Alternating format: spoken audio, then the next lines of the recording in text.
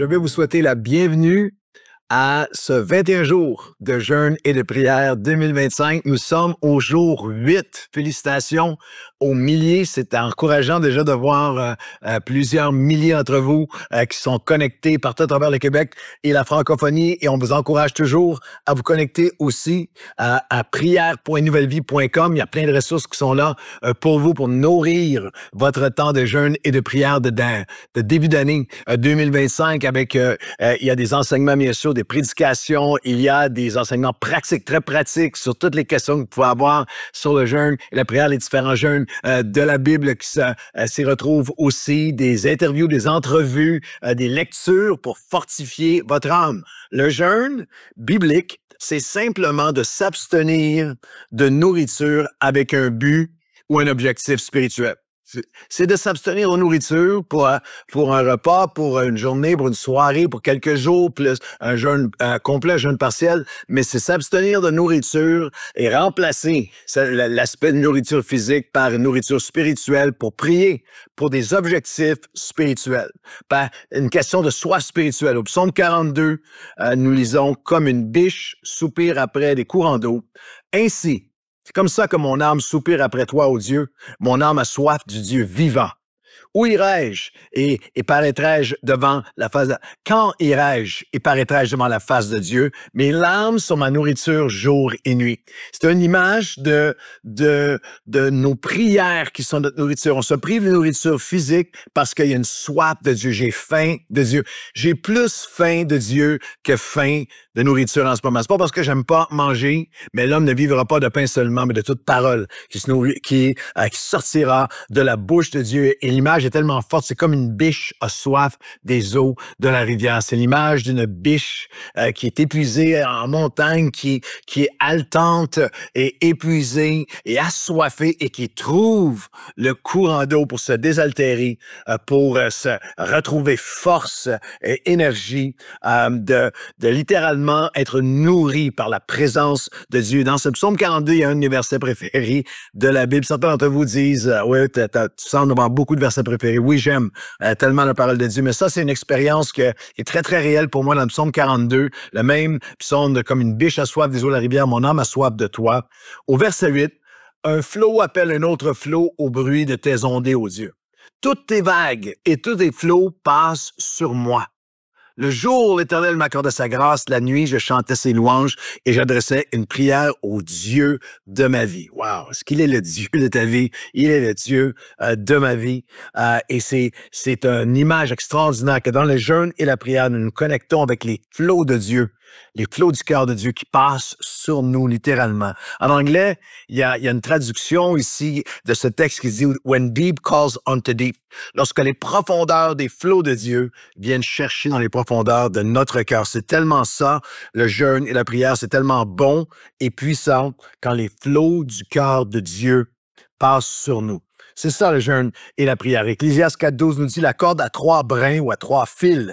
Elle est forte, elle amène une force. Elle ne se rompt pas facilement.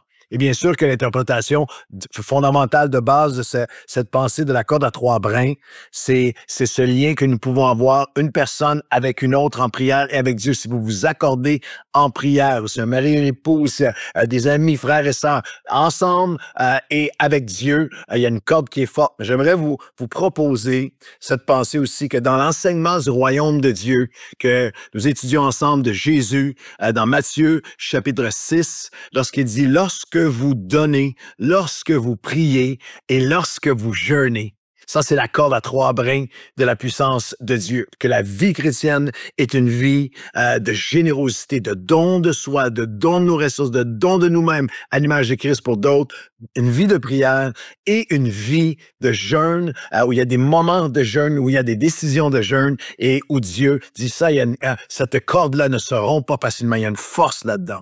Et c'est pourquoi Jésus a dit, on prend un texte qui est géant de la parole de Dieu dans le domaine du jeûne et de la prière, dans Matthieu, chapitre 17, et on va lire ensemble des portions des versets 1 à 21 qui culminent avec ce principe, cette promesse cette réalité spirituelle où Jésus dit, après avoir délivré, amené à la délivrance un jeune homme qui était captif, qui était démonisé, Jésus dit, ce type de démonisation ne sort que par la prière et par le jeûne. Le verset 21 du chapitre 17, littéralement, il y a une mesure de l'onction de Dieu qui ne vient que par le jeûne et la prière.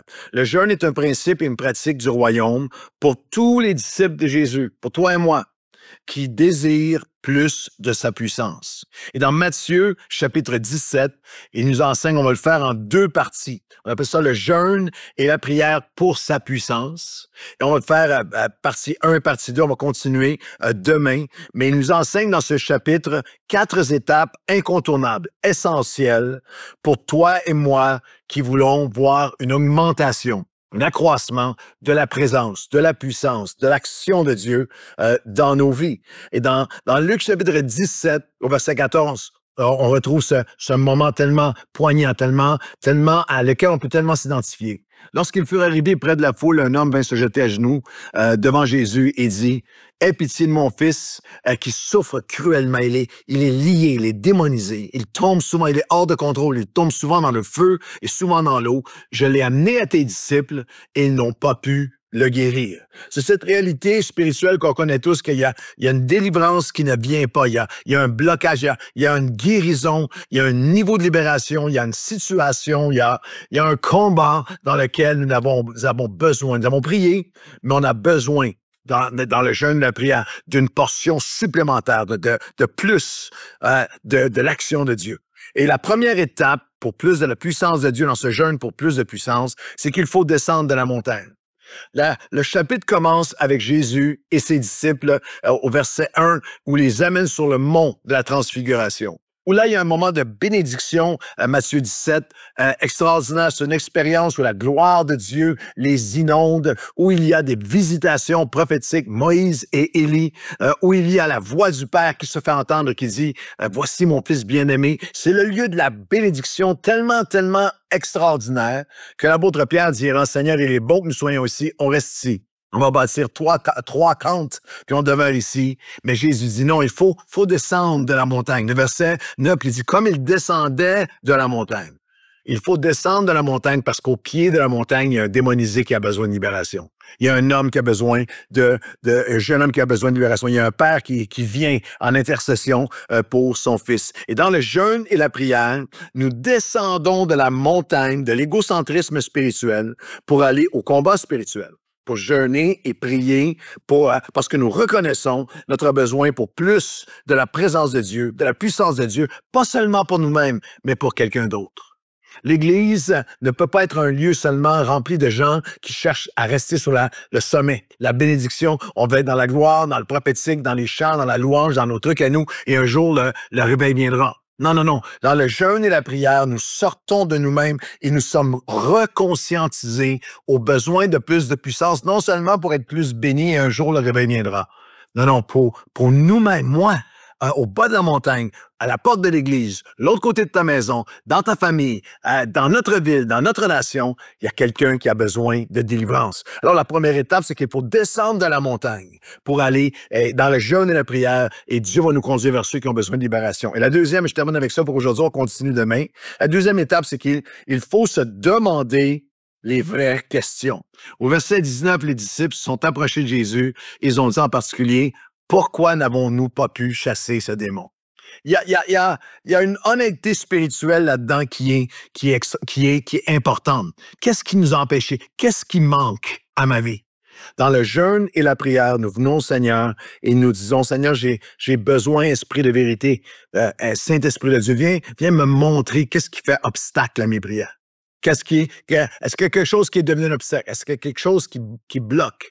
Qu'est-ce qui a besoin qu'est-ce qui a besoin d'être remis à toi, qui a besoin d'être renouvelé, qui a besoin d'être retranché de ma vie pour un accès plus grand à l'action de ton esprit dans ma vie? Pourquoi n'avons-nous pas pu?